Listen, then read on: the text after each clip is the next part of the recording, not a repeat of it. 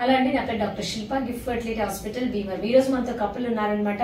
So పెళ్ళి 6 సంవత్సరాలు complete అయింది వీళ్ళకి. సో ఇప్పుడు దాకా మరి ఎటువంటి ట్రీట్మెంట్ తీసుకున్నారు, మరి మన హాస్పిటల్కి వచ్చినప్పుడు వీళ్ళ ప్రయాణం ఎలా ఉంది, ఈ రోజు సంతోషంగా ఎలా వెళ్ళగలుగుతున్నారు, సో వీళ్ళ మాటల్లోనే అడిగి తెలుసుకుందాం.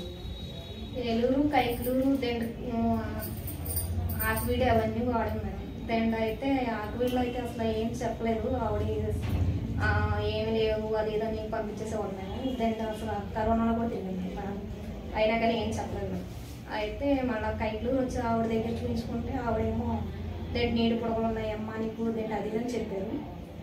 మళ్ళీ దండి అక్కడ ఆకువీడిలో చూపించుకున్నప్పుడు కొంచెం కణాలు తక్కువగా ఉన్నాయమ్మా మీ ఆయన గారికి అది ఇదని చెప్పారు, కానీ అక్కడ అసలు ఏం అవ్వలేదు. అయితే దెండ మళ్ళీ కైకలూరులో ఆవిడ దెండ ఆవిడేమో ఇలా నీరు పొడవలున్నాయేమో వాడు దెండ తగ్గిపోతే అది అని చెప్పారు. దెండ తగ్గిపోయినాయి అన్నారు, కానీ అయినా కానీ రాలేదు. 6 years బాగా వాడిన తర్వాత ఇంకా వాడదాం లేదు. తర్వాత ఎప్పుడో దెండ అన్నట్టుగా ఆగిపోయాం. ఆగిపోయిన తర్వాత సంవత్సరం ఆగిపోయిన తర్వాత మనం మా పెద్దప్ప గారు హాస్పిటల్లో పెట్టాం. కల్దిండిలో పెడితే ఆవిడ చూసుకుంటా అక్కడ వారం రోజులు ఉన్నాం. అయితే అప్పుడు త్రివేణి మేడం గారు ఇలా చేశారన్నమాట.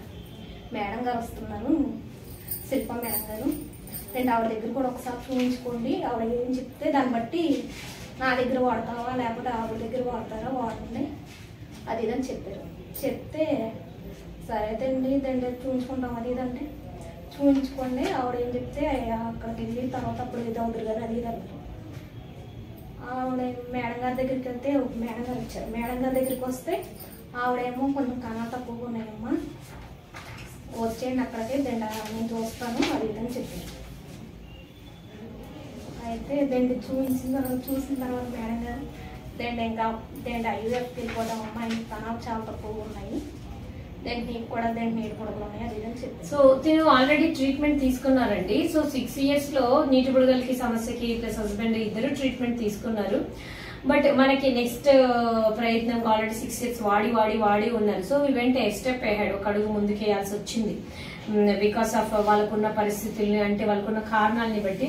సో మనము ఇటువంటి వైద్యము మరి ఇప్పుడు చేసాం తిన మీద. సో ఫస్ట్ సైకిల్లోనే చక్కగా ప్రెగ్నెంట్ అయ్యారు. అసలు ఈ రిజల్ట్ ని ఎక్స్పెక్ట్ చేశారా?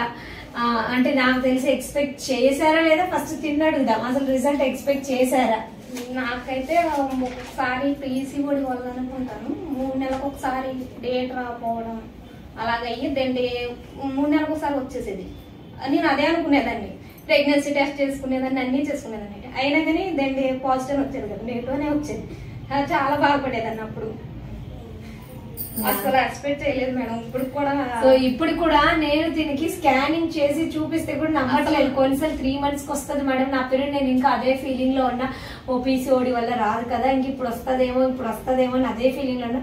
ఇప్పటికీ నాకు నమ్మబుద్ధి కావట్లేదు మేడం అని. అందుకని స్కానింగ్ చేసి ఈ రోజు తన స్కానింగ్ పిక్స్ తనకి చక్కగా చూపించారనమాట. ఇదిగో అమ్మా నీ బేబీ అని.